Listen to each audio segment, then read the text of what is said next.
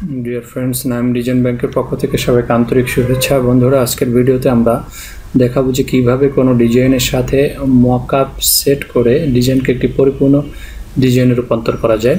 তো তার জন্য সর্বপ্রথম আমরা কী করব, মকআপ পিএইচডি ফাইল ওপেন করব। এখানে ডাবল ক্লিক করব, ডাবল ক্লিক করে এটিকে ওপেন করব। আর আমাদের এই যে মকআপ পিএইচডি ফাইল এটি অবশ্যই ফটোশপে ওপেন হবে। তার জন্য কেউ যদি কোনো ডিজাইনে মকআপ সেট করতে চান তাকে অবশ্যই সর্বপ্রথম ফটোশপ ইনস্টল করে নিতে হবে পিসিতে। তো আমরা দেখতে পাচ্ছি বন্ধুরা যে আমাদের মকআপ ফাইলটি ওপেন হচ্ছে, একটু সময় নিচ্ছে, এটি লোড হতে একটু সময় নিচ্ছে। পর্যায়ক্রমে এখন ওপেন হচ্ছে। এরপরে আমরা যে ডিজাইনটিকে মকআপ ফাইলের সাথে অ্যাড করে একটি পরিপূর্ণ ডিজাইন করব, অবশ্যই সেই ডিজাইনটিকে বা সেই অবজেক্টটিকে অবশ্যই পিএনজি ফাইল হতে হবে, এটি আমাদের মনে রাখতে হবে। তো এখন আমরা যেটি করব, এটি ওপেন হচ্ছে। ওপেন হওয়ার পরে আমাদের আবার মেইন ফরম্যাটটিকে বের করে ওটার সাথে আমাদের পিএনজি ফাইলটিকে অ্যাড করতে হবে। এখন এখানে একটি অপশন আছে, আমরা দেখতে পাচ্ছি যে অ্যাড লোগো টেক্সট।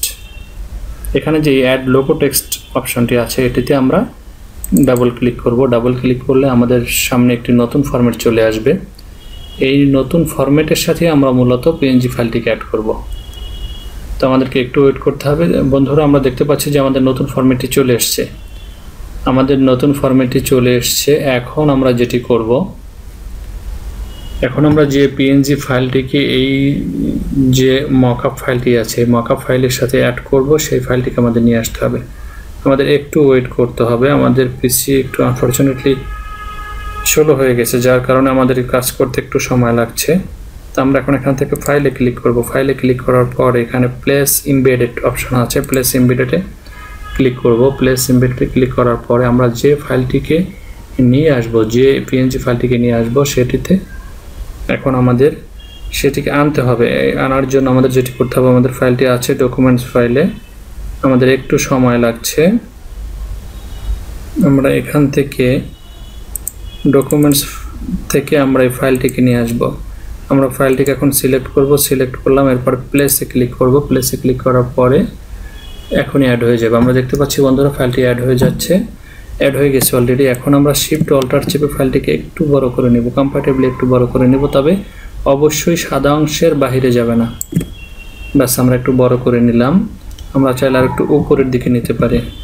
কি অ্যারো চেপে, যে আমাদের কিবোর্ডের যে অ্যারো আছে আপার অ্যারো, এই আপার অ্যারো চেপে আমরা একটু উপরে নিয়ে নিলাম। এখন আমরা যেটি করব, উপরে একটি টিক মার্ক দেওয়া আছে, এটির সাথে আমরা সবেমাত্র আনলাম। এখন এই যে মকআপ ফাইলের সাথে অ্যাড করার জন্য যেটি করতে হবে, টিক মার্ক আছে, এখানে একটি লেখা আছে যে কমিট ট্রান্সফর্ম এন্টার, আমরা ক্লিক করলাম, ব্যাস এটি সেট হয়ে গেল।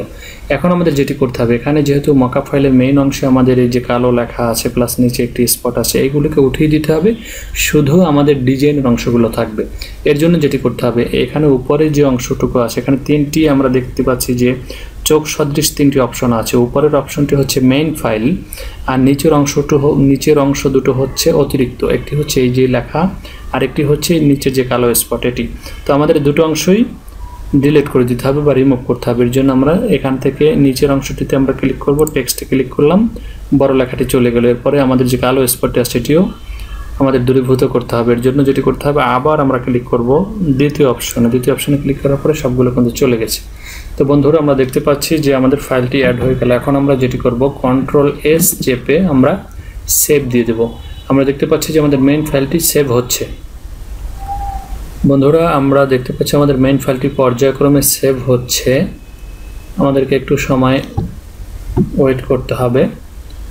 আমাদের মেইন ফাইলটি সেভ হচ্ছে। এভাবে আসলে আমরা মনে করছি বা নতুন যারা তারা মনে করছেন অনেকে যে পিএইচডি মকআপ ফাইল যারা করে, মকআপ ডিজাইন করে, এগুলো অনেক কঠিন, কিন্তু আসলে মোটেই কঠিন না। এটি যথেষ্ট ইজি একটি জিনিস।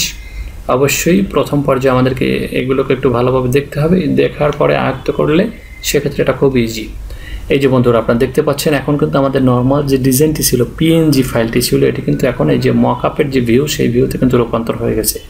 এর মানে হচ্ছে আমাদের ডিজাইন কমপ্লিট। তো এভাবে আমরা চাইলে যে কোনো মকআপ ফাইল সেট করে যে কোনো ডিজাইনকে একটি পরিপূর্ণ ডিজাইনে রূপান্তর করতে পারি। এরপর আমরা যেটি করব, এখান থেকে ফাইলে ক্লিক করে নর্মাল যে কোনো ফাইল আমরা যেভাবে সেভ করি এই সেভ অ্যাজে ক্লিক করব। সেভ অ্যাজে ক্লিক করার পরে অপশন চলে আসবে। আমরা এটাকে চাইলে রিনেম করে দিতে পারি, রিনেম না করলেও সমস্যা নেই। এরপর আমরা কোন ক্যাটাগরিতে ফাইলটি সেভ করব সেটি হচ্ছে দেখার বিষয়। আমরা এখানে যে ফাইলটি সেভ করব সেটি কোন ফরম্যাটে সেভ করব, এখানে অনেকগুলো ফরম্যাট আছে, যে ফটোশপ পিএসডি আছে, এখানে জেপিইজি আছে, পিএনজি আছে, অনেকগুলো ফরম্যাট। আমি যেটাতে সেভ করতে চাচ্ছি সেটাতে ক্লিক করব।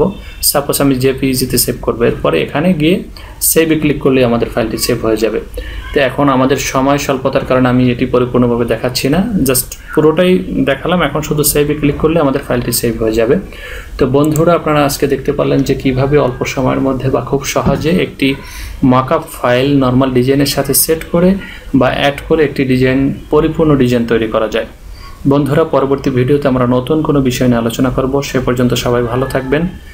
যারা আমার ভিডিওতে এখন পর্যন্ত সাবস্ক্রাইব করেননি তারা অবশ্যই সাবস্ক্রাইব করবেন আমার চ্যানেলটি এবং ভিডিওতে লাইক দিবেন, কমেন্ট করে জানাবেন।